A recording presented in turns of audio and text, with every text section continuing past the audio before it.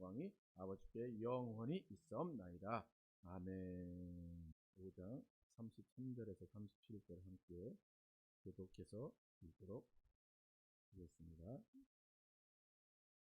또 옛사람에게 말한 바 헛된 헛맹세를 하지 말고 내 맹세한 것을 주께 지키라 하였다는 것을 너희가 들었으나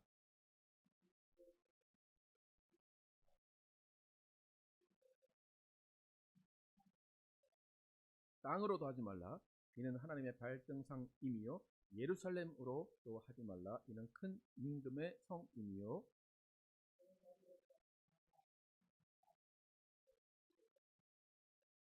같이 읽겠습니다. 오직 너희 말은 옳다 옳다 아니라 아니라 하라. 이에서 지나는 것은 악으로부터 나느니라. 아멘.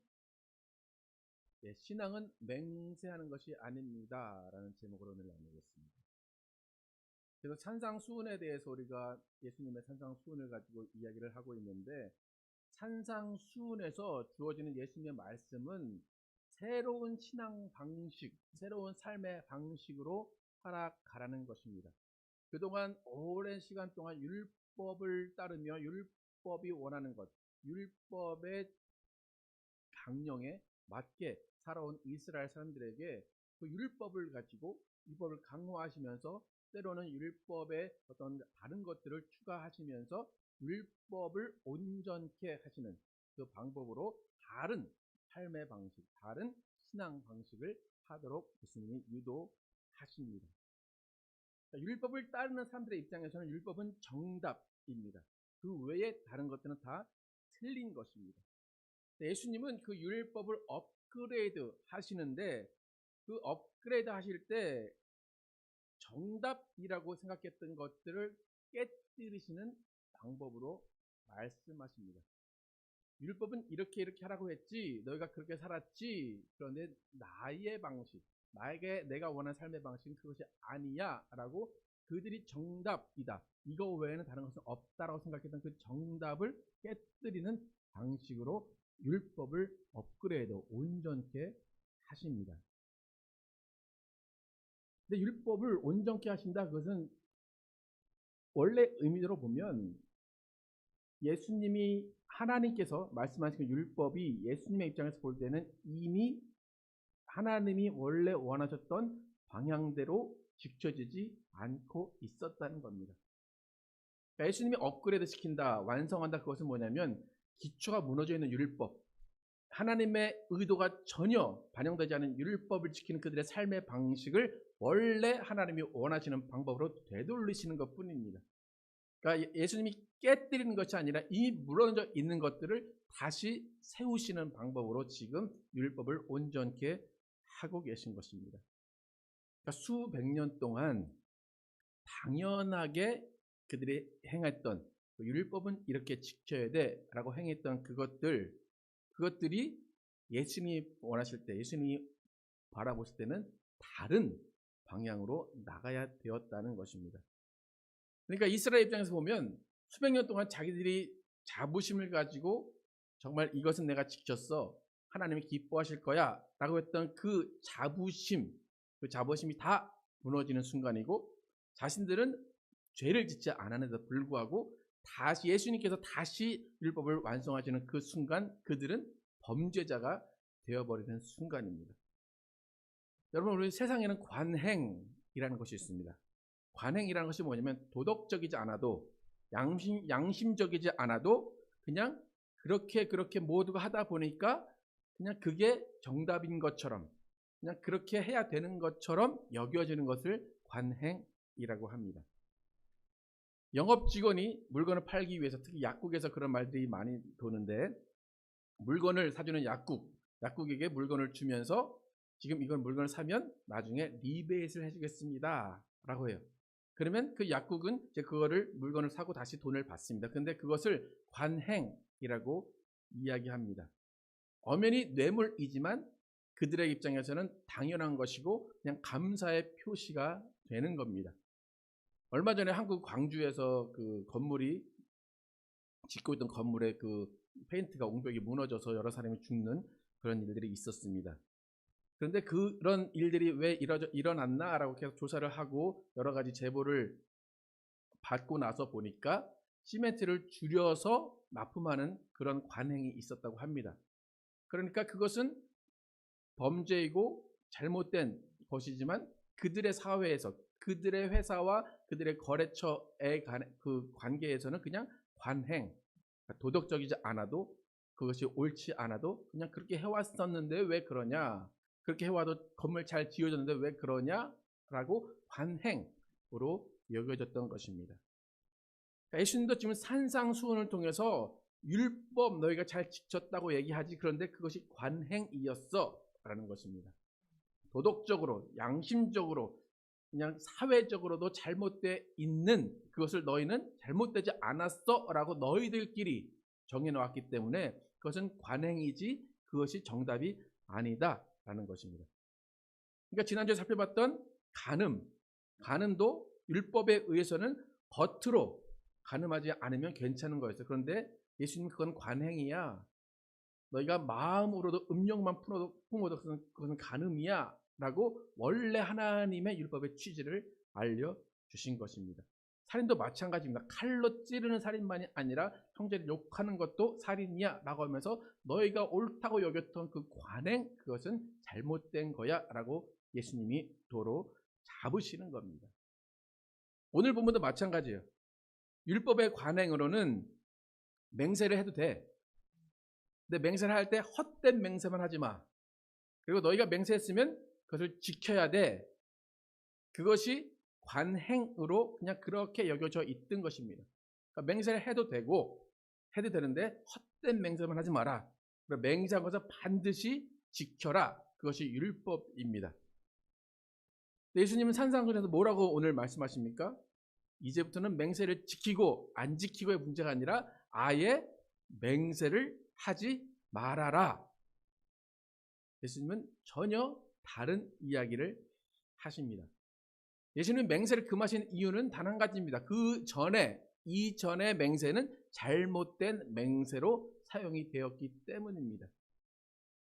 이전에 너희가 한 맹세, 그걸 지키고 안 지키고의 문제가 아니라 아예 맹세를 하지 마라는 것입니다. 예수님이 이 맹세를 하지 말라고 하신 단적인 이유가 있습니다. 이해가 있는데 왜 그러냐면 바리새인과 서기관들이 그 맹세를 악용했기 때문입니다.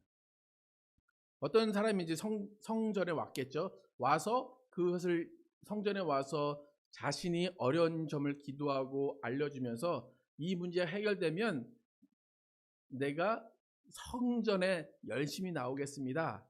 내가 하나님을 섬기는 것을 소홀하지 않겠습니다라는 맹세를 한 사람이 있어요. 근데 그 사람이 동시에 내가 또 A라는 일이 있는데 이것이 잘 해결이 되면 예배에 빠지지 않고 성전에 잘 나오겠습니다라고 했는데 B의 문제가 있어요. 그 B의 문제가 잘 해결이 되면 이제는 B의 문제가 해결이 되면 내가 1000불, 10,000불을 헌금을 하겠습니다 라고 바리새인과 서기관한테 얘기해요. 근데 A와 B의 문제가 둘 중에 하나만 해결되면 좋은데 다 해결이 됐어요. 그러니까 이 사람이 좀 부담스러운 거예요. 두 문제가 다 해결이 됐기 때문에 어느 하나만 제가 이 맹세한 것을 지키면 안 되겠습니까? 율법에 의해서는 다 지켜야 되죠, 그죠? 헛된 맹세하지 말고 맹세했으면 지켜야 돼요. 그런데 바리새인과 서기관들은 인심 쓰는 척하면서 너희가 A와 B가 있으면 A, 너희가 예배 잘 드리고 성전에 잘 나온다고 하면 그거는 그냥 조금 안 해도 돼. 그런데 성전에 100만 원, 1000만 원 너희가 헌금하기로 한 그 맹세, 그것은 죽어도 지켜야 돼. 그게 바리새인들의 맹세를 악용한 그런 예입니다. 그러니까 예수님이 차라리 그럴 바에야 맹세를 하지 마라 라고 하시는 겁니다.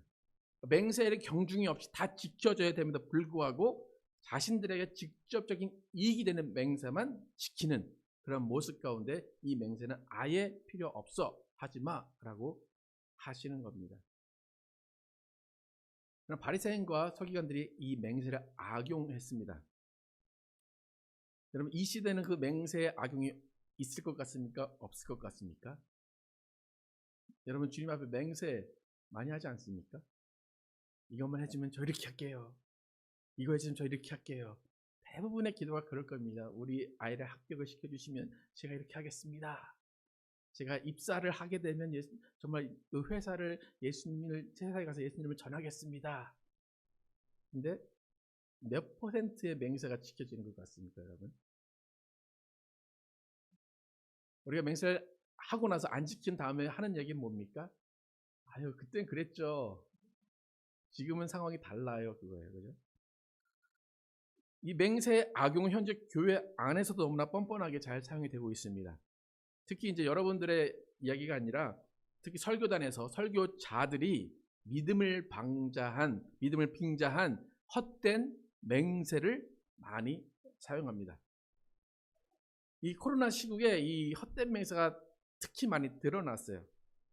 그 코로나 이제 시작되는 19년, 20년 초반에 많은 교회의 이 강단에서 목사님이 우리는 하나님의 예배하는 자로서 예배 열심히 하고 하나님 찬양하면 코로나 걸리지 않습니다 라고 설교하신 분들이 은근히 많이 있습니다. 하나님은 우리를 코로나 걸리게 놔두지 않습니다. 코로나는 믿음 없는 저 세상 사람들만 걸립니다 라고 하나님의 이름과 명예와 믿음을 걸고 맹세를 하신 분들이 많이 계십니다.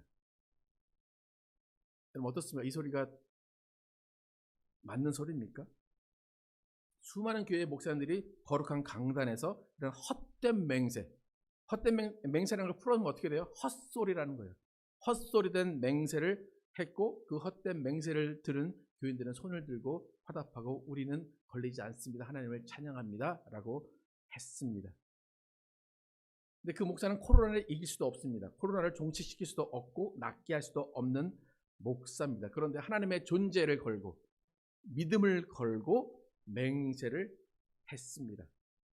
제가 아는 어떤 교회도 목사님이 코로나 시작될 때 설교 중에 예배드리는 자는 찬양 열심히 하지 않으면 코로나 걸리지 않습니다. 걱정하지 마십시오 막 하고 성도들은 소리를 질렀습니다. 근데 그 교회가 한 2주 3주 후에 코로나가 그 교회 안에 돌았습니다. 그리고 그 목사님의 사모님이 코로나에 걸려서 죽다가 살아났다는 소식이 들렸어요. 그러면 당연한 반응은 뭡니까? 아, 내가 헛된 맹세를 했습니다. 내가 잘못된 판단을 했습니다. 그러면 사과를 하든지 아니면 자숙을 하든지 해야 되죠.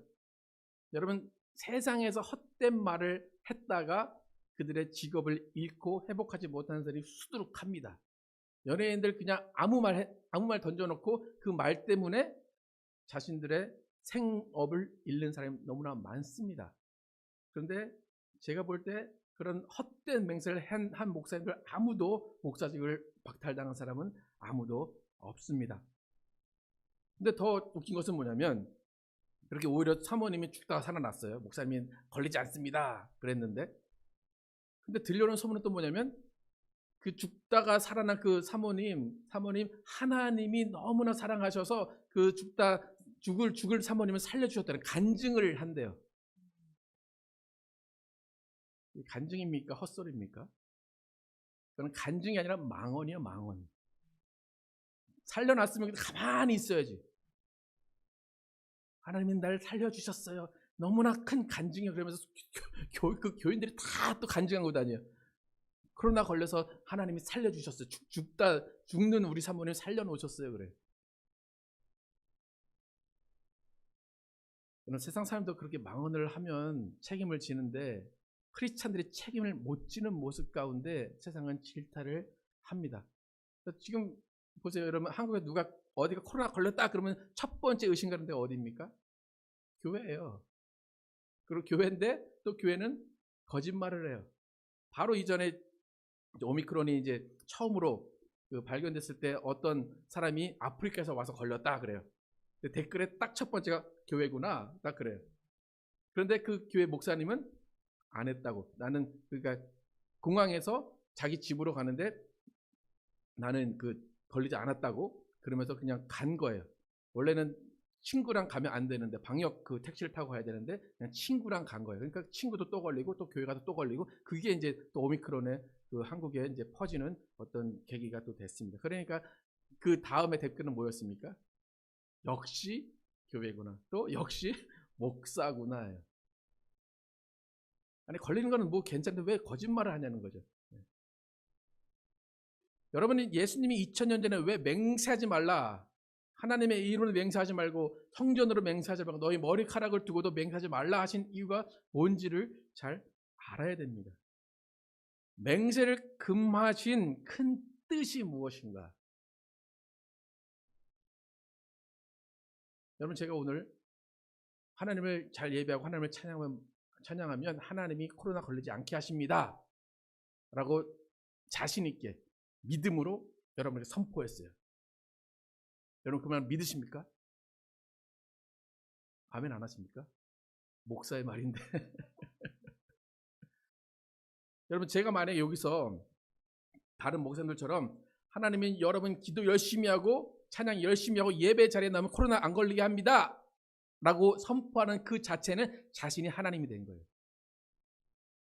무슨 말인지 아시겠습니까? 예수님이 맹세하지 말라, 하나님의 이름으로 맹세하지 말라는 것은 뭐냐면 네가 하나님이냐는 거예요. 네가 지킬 거야? 여러분들 잘 보세요.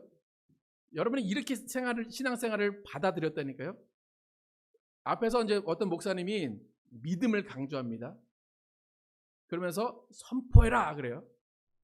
여러분, 코로나 걸릴지 안 걸릴지는 아무도 모릅니다. 그죠? 하나님만 아십니다. 근데 제가 하나님이 여러분 예배하고 찬양 열심히 안 걸립니다 라고 할 때에 여러분 그걸 믿어야 될까요? 말아야 될까요? 잘 생각해보세요. 믿어야 돼요? 말아야 돼요? 믿어야 되죠. 그게 믿음이죠. 근데 여러분 만에 코로나 걸렸어요. 그러면 제 문제입니까? 여러분의 믿음의 문제입니까? 무슨 문제예요? 제가 뭘 잘못했어요? 안 걸린다고 그랬잖아요. 근데 왜 걸렸어요? 이런 믿음이 없는 그게 지금까지 한국의 신앙생활 방식이에요. 그러니까 말을 못하는 거예요. 왜요?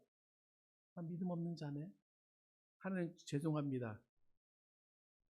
목사는 아무 잘못이 없고 믿음 없는 성도들의 잘못입니다. 그러니까 하나님의 이름을 두고 맹세하는 것은 뭐냐면 하나님이 하셔야 할 결단, 하나님이 하셔야 할 판단을 내가 먼저 해버리는 거예요.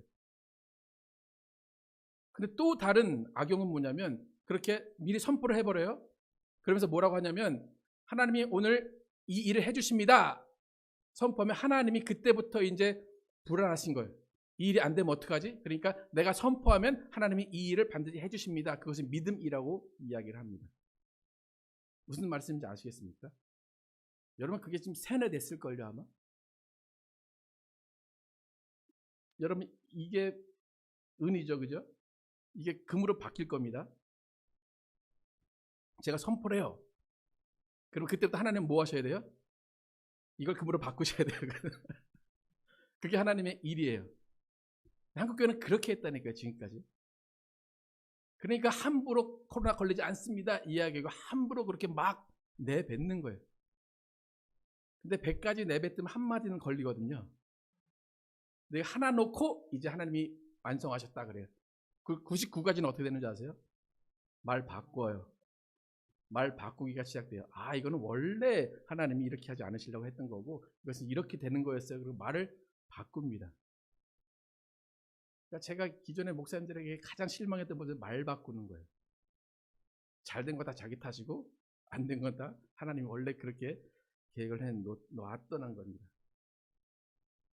그러니까 예수님이 율법을 딱 하나님이 줘놓고 지키는 모습을 봤는데 한심한 거예요. 그러니까 예수님이 수백 년을 기다렸다가 이 땅에 딱 오셔가지고 처음 하신 일이 산상수훈인데 그 산상수훈을 통해서 율법은 이렇게 지킨 게 아니야 라고 예수님이 그들의 모든 삶의 방식을 바꾸시는 겁니다. 그럼 제가 목사입니다. 목사가 목사를 욕하는 건 별로 안 좋은 일이에요. 원래 이렇게 욕을 하면 안 되는데 제가 똑같은 사람이 되는 거니까. 근데 제가 이렇게 앞에서 목사님들을 좀 언급해서 그렇게 잘못됐다 얘기하는 이유가 있습니다. 그냥 제가 판단하는 것이 아니라 예수님이 그렇게 말씀하신 거예요. 오늘 37절 한번 볼게요. 37절 함께 읽어보겠습니다. 37절 읽겠습니다. 시작. 오직 너희 말은 옳다 옳다 아니라 아니라 하라. 이에서 지나는 것은 악으로부터 나느니라. 예수님이 맹세하지 말라고 그래요. 하나님의 이름으로도 성전으로도 너희 머리카락으로도 맹세하지 마. 그런데 그 다음에 오직 너희는 어떻게 해야 되냐면 옳다 옳다만 얘기하고 아니다 아니다만 얘기해라. 그것 이상의 것은 다 어디서 난다는 거예요? 악으로부터 나는 것이다 라는 거예요. 그러니까 옳다 옳다 아니다 아니다 이것은 어떤 의미냐면 네가 아는 정도에서만 하라는 거예요. 네가 할 수 있는 한계 안에서만 하라는 것입니다. 그러니까 코로나 걸리고 안 걸리고 제가 알 수 있어요 없어요? 그러면 그거에 대해서는 얘기하지 말래요. 근데 그걸 얘기하면 그거는 어디에서 나는 거라고요? 악에서 나는 거라는 거예요. 너도 모르는 일을 왜 네가 먼저 이야기하냐는 거예요. 우리는 그게 믿음인 줄 안다니까요. 여러분 다 그렇게 기도할걸요? 될 줄 안 될 줄 될 줄 안 될 줄 알아요 몰라요 여러분? 몰라요. 근데 믿음으로 선포하죠 그죠? 그게 믿음이 아니라니까요. 그거 안 될까 봐 뭐 걸잖아요. 이거 해주시면 이거 해주시면 이거 할게요. 그거 자체가 악이라니까요. 맹세하지 말라는 거예요. 그러니까 맹세 뭘 걸고 하지 말라는 거예요. 무슨 의미인지 아시겠습니까 여러분? 이에서 지나는 것은 악으로부터 나는 자. 악이 뭐 욕심이죠. 자기 교만이고 기만이에요. 그러니까 우리가 그렇게 서운하고 그렇게 맹세하고 하는 것들을 안 지키잖아요. 그게 악으로부터 났기 때문에 안 해도 되는 거예요. 까먹어요. 에이 하나님 그땐 그런 거죠. 그게 악이라는 것입니다. 하나님이 이렇게 할 거다 저렇게 할 거다 하나님이 결정하셔야 될 일을 미리 결정하지 말라는 것입니다. 한국교회 목사님들 이런 말을 너무나 쉽게 하세요. 내가 한 말은 하나님이 지키셔야 된다. 내가 이 말을 하면 하나님이 그때부터 일을 하기 시작한다. 그렇게 잘못 가르칩니다. 여러분 당연히 우리 안에 감동이 주어집니다. 하나님이 이 일을 하라 라고 감동이 주어집니다. 그런데 그 감동이 사라질까 봐 빨리 선포하는 것도 있어요. 선포했으면 뭐 해야 돼요? 그 다음에는 하나님이 하시는 게 아니라 누가 해야 돼요? 내가 해야 돼요. 그런 선포는 당연히 선포를 하고 내가 하기 위해서 지키는 건 괜찮아요. 선포만 해놓고 하나님 해주셔야죠. 하나님만 보고 있는 그것은 잘못된 선포라는 것입니다. 그러니까 지켜지지 않는 선포가 너무나 많게 일어납니다. 여러분 오늘 본문 다시 한번 짧으니까 다시 한번 같이 한번 읽어보겠습니다. 33부터 37절까지 같이 한번 읽겠습니다. 시작. 또 옛사람에게 말한 바 헛 맹세를 하지 말고 내 맹세한 것을 주께 지키라 하였다는 것을 너희가 들었으나 나는 너에게 이르노니 도무지 맹세하지 말지니 하늘로도 하지 말라. 이는 하나님의 보좌임이요 땅으로도 하지 말라. 이는 하나님의 발등상임이요 예루살렘으로 하지 말라. 이는 큰 임금의 성임이요. 그 다음에 36절 없나요? 36절 시작. 내 머리로도 하지 말라. 이는 내가 한터럭도 희고 검게 할 수 없음이라. 오직 너희 말은 옳다 옳다 아니라 아니라 하라. 이에서 지나는 것은 악으로부터 나느니라. 그러니까 이런 예수님이 말씀하신 근거는 뭐냐면 너희는 맹세한 것을 100% 지킬 수 없는 존재라는 겁니다. 지킬 수 없는 약속은 해야 됩니까? 말아야 됩니까? 말아야 됩니다. 그러니까 세상 사람들은 뭐라고 약속은 뭐 하라고 있는 거예요? 깨라고 있는 거죠. 그게 세상 사람들의 말이에요. 그죠? 약속은 깨라고 있는 거지. 네. 그게 교회에서 똑같아요. 약속은 깨라고 있는 거지 하나님. 네. 그러니까 여러분 하나님은 내가 한 선포를 지켜주려고 안절부절 못하시는 분이 아닙니다. 하나님이 방향을 트시면 그냥 틀어지는 겁니다. 여러분도 좌지우지 못하는 일에 맹세하지 마시고 되는 일에만 예스 하십시오.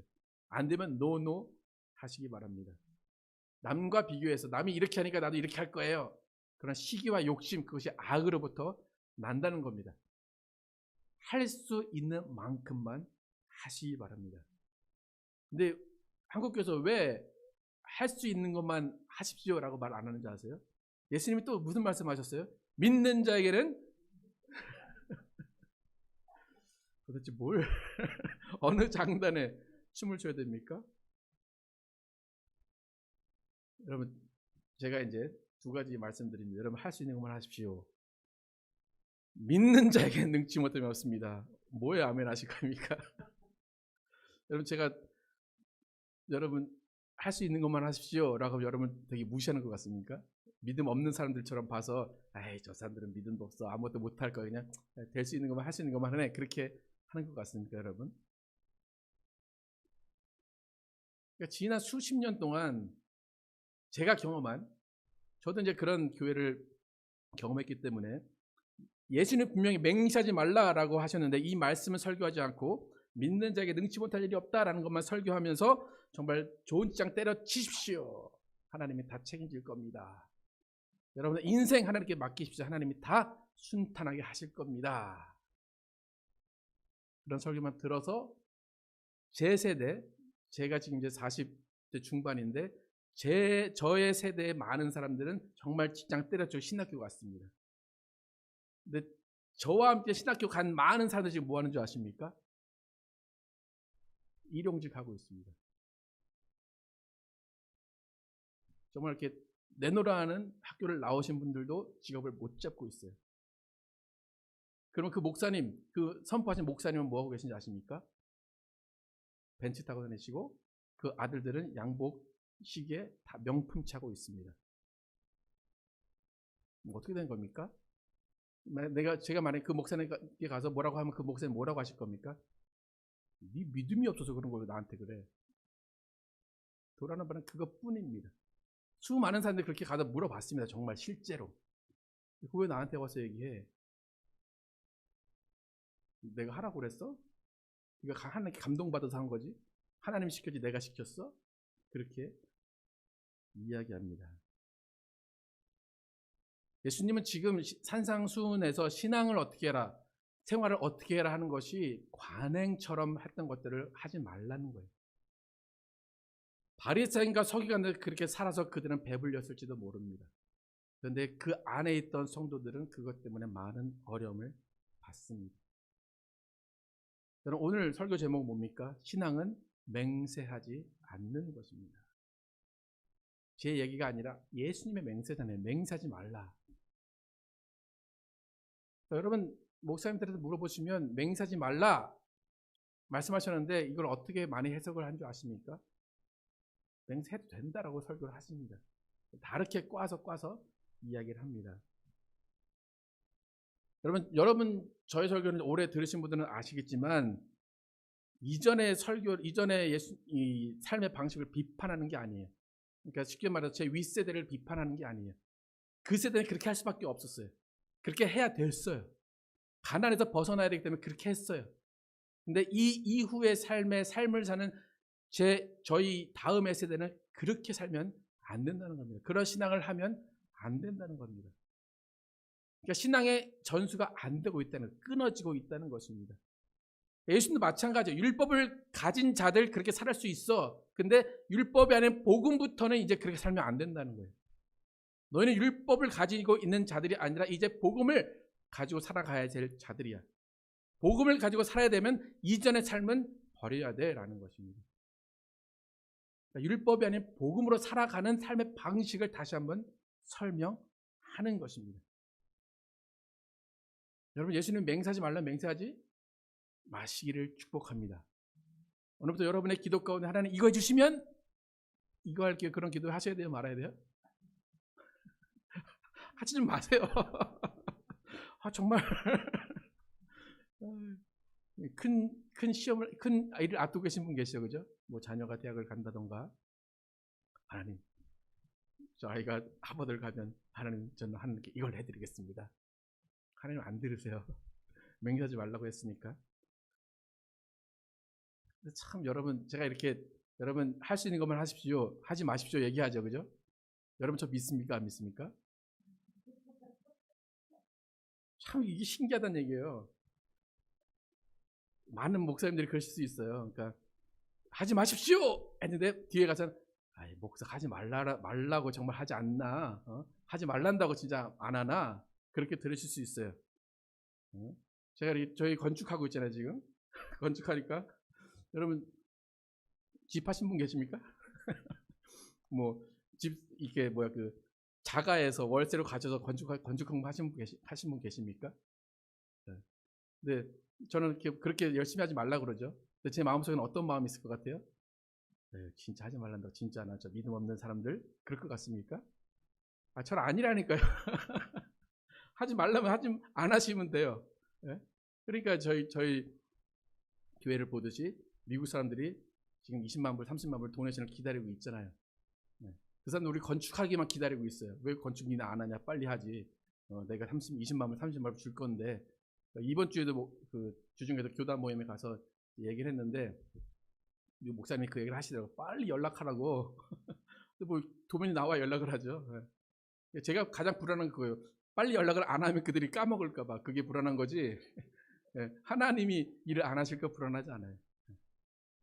그러니까 하나님이 맹세한 사람들은 하게 하는 거예요. 하나님이 선택한 사람은 하게 하는 거지. 하고 싶어서 하세요. 집 팔아서 하시려면 하세요. 근데 하나님이 그렇게 기뻐하지는 않으실 거예요. 네. 여러분 예스 할 수 있을 만큼만 하시기 바랍니다. 노 해야 되는 건 노 하시기 바랍니다. 네. 전 진심입니다, 여러분. 이렇게 뒤에 가서 이렇게 말한다고 진짜 안 하나 저 사람들. 목사끼리 있을 때는 이런 얘기 합니다, 여러분. 목사끼리 우리 교회들 진짜 하지 말아야 돼, 진짜 안 하더라. 네. 여러분 하지 말. 예스 할 거면 예스하고 노 할 거면 노 하시기 바랍니다. 맹세하지 마시기 바랍니다. 만약에 여러분 할 수 있는데 예스인데 노를 했다. 저는 몰라요. 하나님은 아실 거예요. 하나님이 몰래 부르실 거예요. 이렇게 몰래 부르셔서 하나님이 잘 처리하실 거예요. 그게 더 무섭죠, 그죠? 네. 여러분 제발 예수님 말씀 좀 들으시기 바랍니다. 헛된 맹세 하지 마시고 버릴 것은 버리고 취할 것은 취하면서 균형을 잡아가시기 바랍니다. 하나님의 일을 감당할 때 하나님께 모든 것을 맡기시고 여러분이 할 수 있는 최선의 것, 최고의 것을 하나님께 드리고 하나님께서 정말 원하시는 그 과부의 두렙돈처럼 여러분이 최선을 다해서 하나님께 드리고 하나님이 원하시는 신앙을 해가시는 여러분과 제가